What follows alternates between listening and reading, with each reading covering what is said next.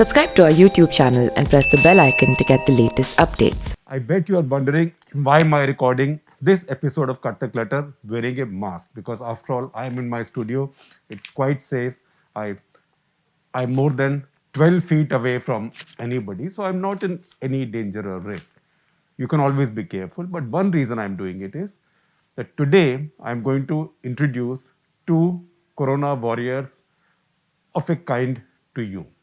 Now, these two Corona warriors are from the media. They are doctors who are Corona warriors, there are policemen who are Corona warriors, but also we journalists. Because remember, Prime Minister Modi has also been saying again and again that media, journalists, they are also in the front because they have to bring this story.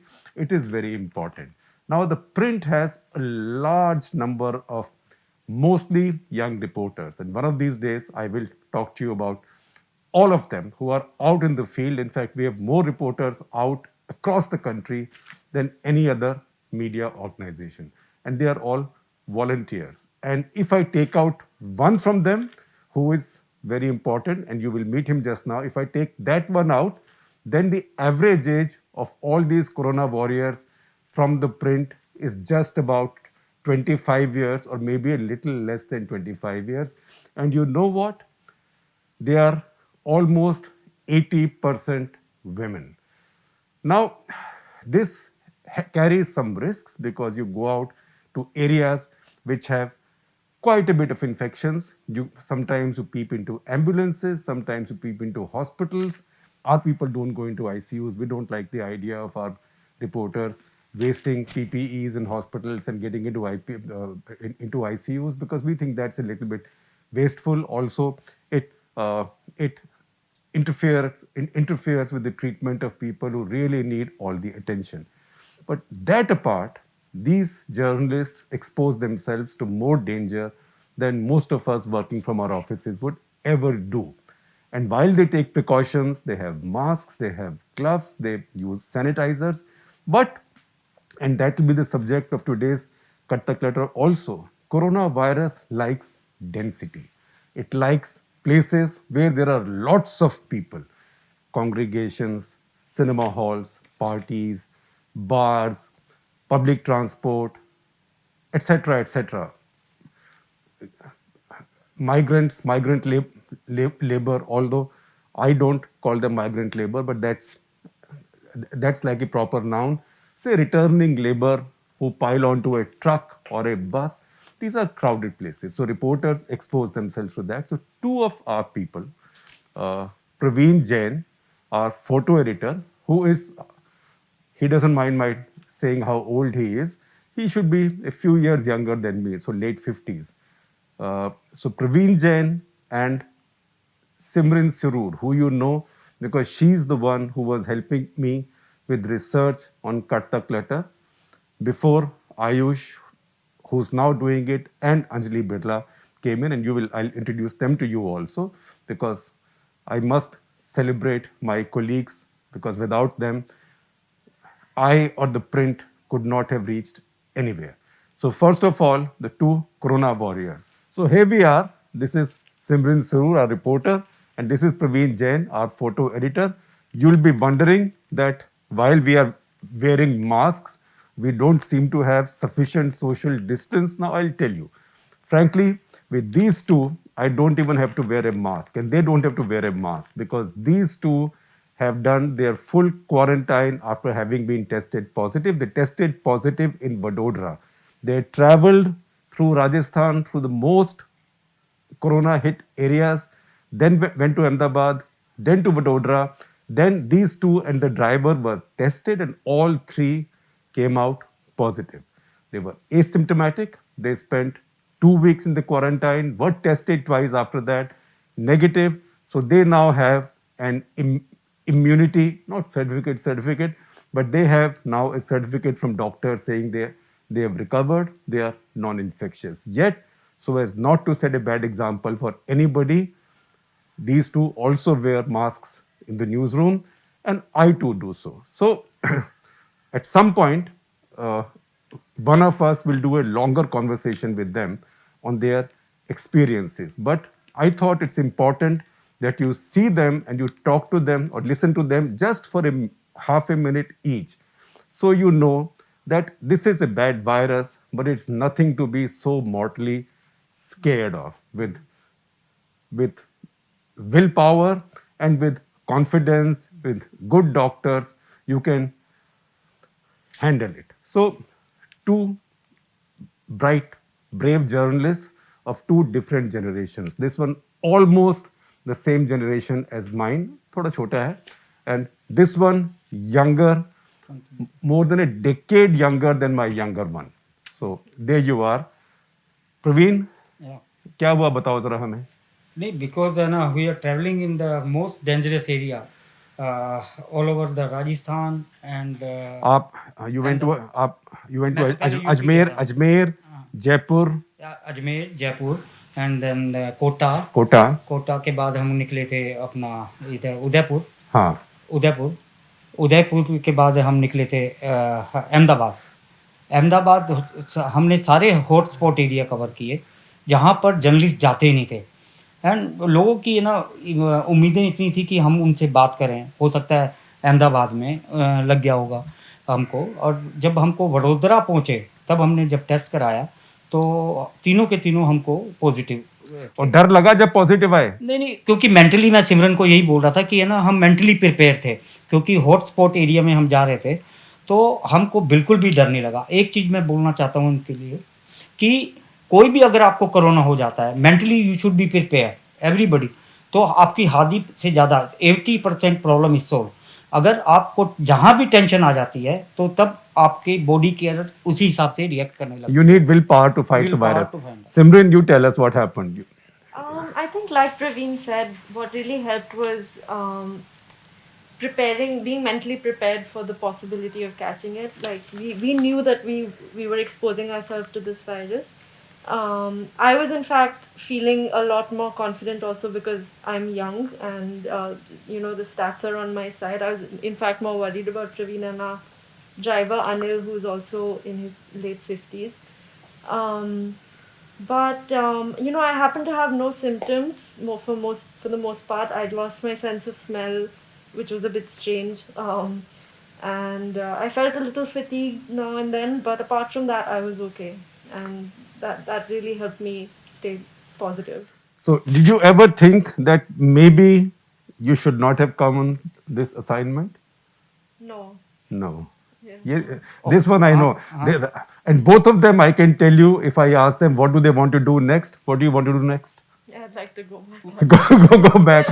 go back reporting. And what about you? But I also want to go. लेकिन एक चीज़ फिक्र मैं बताता हूँ, हम जब corona time में थे लोग सोचते थे कि सिमरन और मैं यही डिस्कस कर वडोदरा में थे आप नहीं, quarantine में? वडोदरा में कि है ना हम कैसे जल्दी निकले. I was feeling so bad कि I was living the quarantine centre, क्योंकि जितने भी लोग थे जिनको कोरोना हुआ था वो सारे दोस्त बन गए थे और वी आर गेटिंग सेंटिमेंटल तो देखो, this is friendships in quarantine. This is the bond in and I was taking quarantine. picture and she doing the story. हाँ. You did very fine stories from there also, obviously with permission of the other patients. other people there. Uh-huh. So thank you very much and all the best. We are so proud of you, Simran, Praveen. So these were our two Corona warriors, and if I may say so, sort of war wounded in a way, who've recovered and who are raring to go again. And as I told you, cut the clutter. You keep asking me how does it happen every day? So much research. So I told you that earlier Simran was doing it, and then came Ayush. Ayush, come join us. Ayush Patnaik. So Ayush Patnaik has been helping me.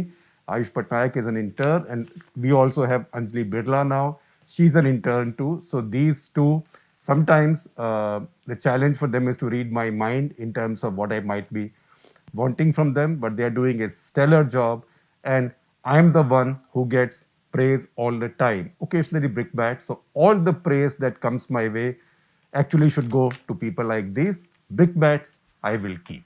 Okay, now we come to the business end of cut the clutter, so I can get rid of this mask because I am now totally by myself. Now, we have something interesting to tell you. We had spoken about things other than coronavirus, but now we have some new findings. This coronavirus is something that no scientists knew so far. They knew coronaviruses, but not this one. So this one is throwing up surprises all the time. And also, because it is such a big challenge and such a big problem globally, the scientific community is also changing the rules or maybe relaxing a few rules. Science is a very patient profession, it's a very patient pursuit, particularly biological or medical sciences, health sciences. It takes a long time for data to come up. But when there is a pandemic ravaging the entire world, you can't always wait for final research, final data, peer reviews, etc.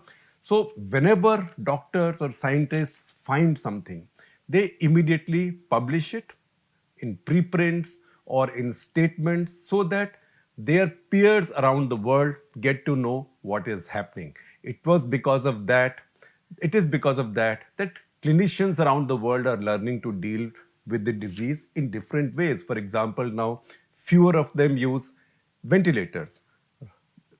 Oxygen, simple oxygen under pressure is preferred to ventilators. Now, many have discovered that quite a few patients who are hospitalized get blood clots. So, blood thinners are being used. So, this knowledge is being shared and being updated. In this process, sometimes notions that we might have today that look scientific also change. So, one of those things happened out of America last night, our time. And that's had an impact all over the world. So, CDC, American Center for Disease Control, made a minor change in its guidance on how coronavirus spreads. Very minor change of language, and I will tell you the exact language. What this says in essence is that coronavirus essentially spreads person to person. You have to be within 6 feet of an infected person. 6 feet generally is taken as the limit to which heavy droplets of coronavirus can be flung with a sneeze or a cough. Heavy droplets, because you might have tiny droplets, they may not be able to infect you. They can still do it, but unlikely or less likely.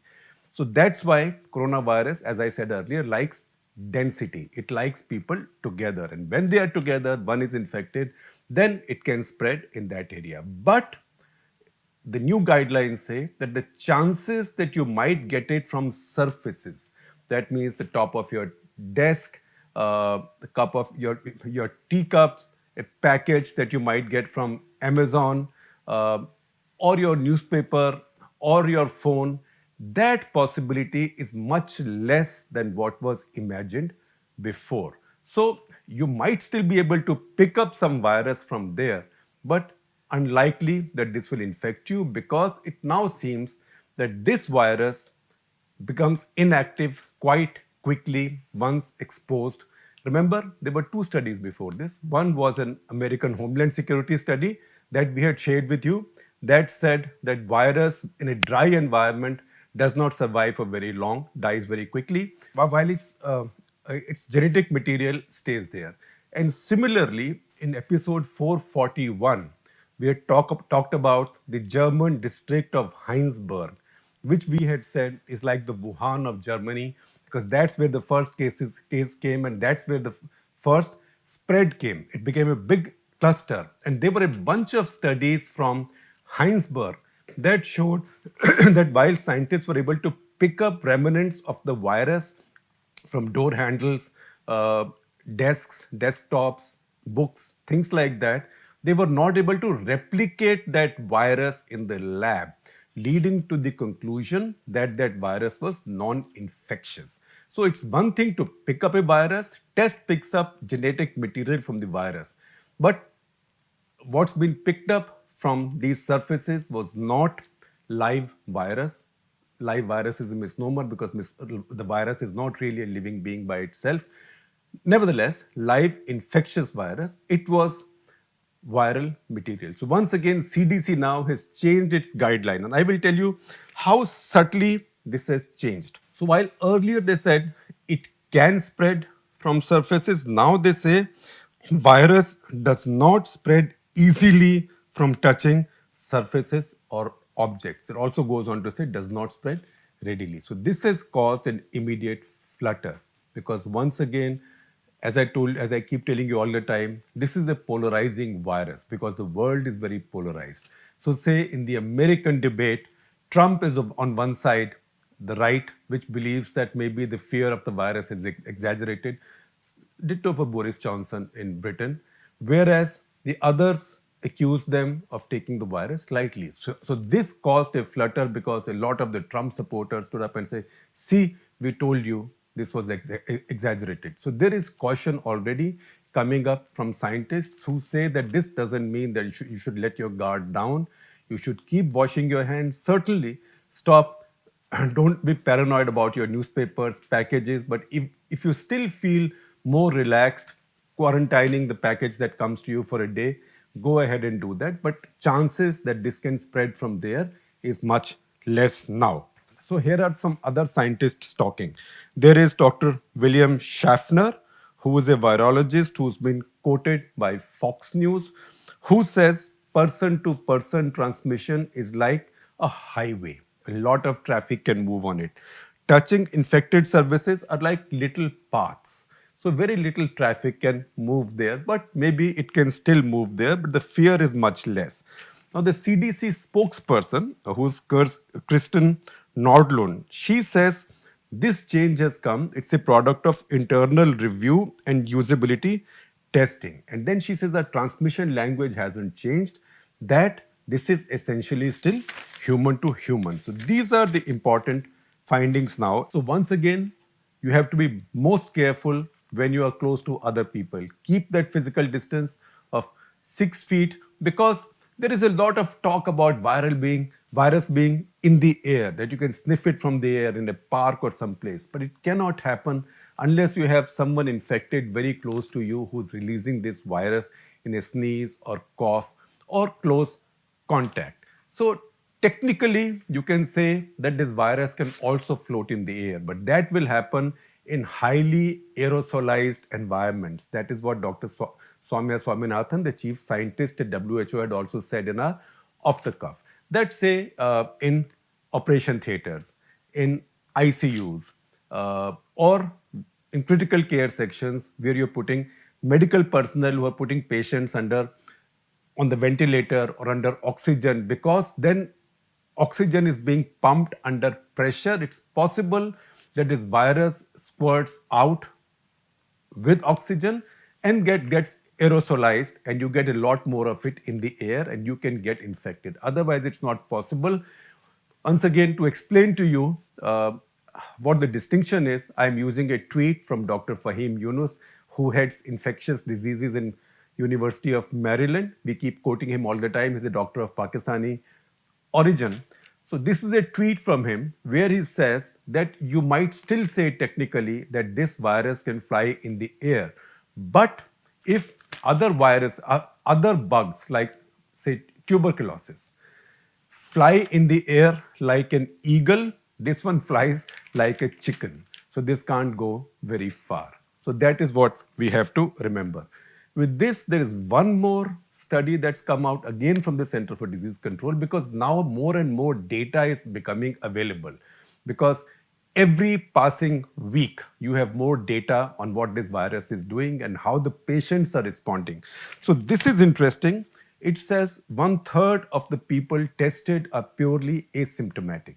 They are not counting people who've not been tested, because other studies show that a large number of people are so asymptomatic, they are never tested. So more than 1/3 of people who are asymptomatic, who are tested, are asymptomatic. Even among those who are symptomatic, only 0.4% die. Then there is an age-wise split. For people above 65 who are symptomatic, 1.3% would die right now. Only among those who are symptomatic, 1.3% of those above 65. Those below 49, only 0.05% die. And of those who are symptomatic, only 3.4% require hospitalization. Of those who are symptomatic but over 65 years of age, 7.4% require hospitalization. So, once again, don't be complacent, but these findings tell you that the world is not coming to an end. And when you feel worried, scared, I know that people are confined to their homes, there are lots of fears, there are mental health issues, there are moral issues, then remember people like the two corona warriors that I just introduced you to, Praveen Jain, who's 58 years old, and Simran, who's 23 years old, and their driver, who was in his late 50s, and how, with a big smile, they have endured it, come back to tell the tale, and they are raring to go back to work.